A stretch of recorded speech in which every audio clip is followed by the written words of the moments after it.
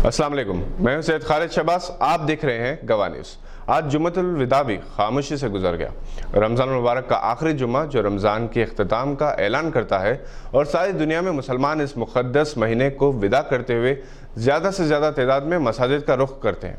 मगर जुम्मतुल विदा 2020 जहाँ रमज़ान के इख्तिताम के लिए गमज़दा कर गया, वहीं सुनसान मस्जिदों से मुसलमानों को आंसू रुला गया। हैदराबाद में तारीखी मक्का मस्जिद में जुम्मतुल विदा को 2 लाख से ज़ायद मुसलमान नमाज अदा करते थे और इस मरतबा लॉकडाउन की वजह से मस्जिद के अंदर चंद गिने चुने मुसलमानों ने नमाज अदा की। हैदराबाद के सीनियर जर्नलिस्ट सैयद अकबर की टाइम्स ऑफ इंडिया में छपी रिपोर्ट के मुताबिक 423 बरसों में पहली मरतबा यहाँ जुम्मतुल विदा की नमाज अदा नहीं की गई। पहले जामे मस्जिद शुजाइया 1597 में तामीर हुई थी, वहाँ जुम्मतुल विदा अदा की जाती थी। इसके बाद औरंगज़ेब ने 1697 में मक्का मस्जिद की तामीर मुकम्मल होने के बाद यहाँ जुम्मतुल विदा का आगाज़ किया। जुम्मतुल विदा को यौमुल क़ुद्स भी कहा जाता है, जिसका 1979 से इस्लामी जमहूरिया ईरान ने आगाज़ किया था, जिसका मकसद क़िबले अव्वल की बाज़ियाबी के लिए दुनिया भर के मुसलमानों का इत्तेहाद और फ़लस्तीन से यगानियत का इज़हार करना है। इस मरतबा यौमुल क़ुद्स भी रिवायती अंदाज में नहीं मनाया गया, बल्कि जुम्मा 22 मई को शाम 5 बजे से 7 बजे के दरमियान सोशल मीडिया पर मनाया गया।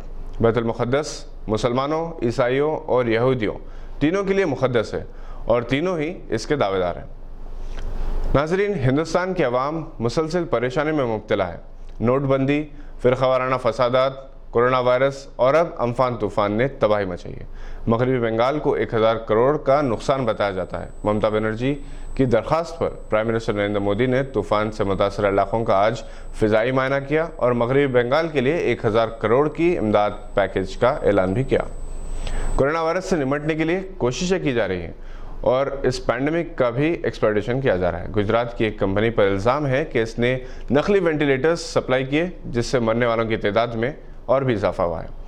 कांग्रेस ने इस घोटाले के लिए गुजरात के चीफ मिनिस्टर विजय रूपानी पर इल्ज़ाम लगाया, क्योंकि ये कंपनी गुजरात के चीफ मिनिस्टर के दोस्त की है।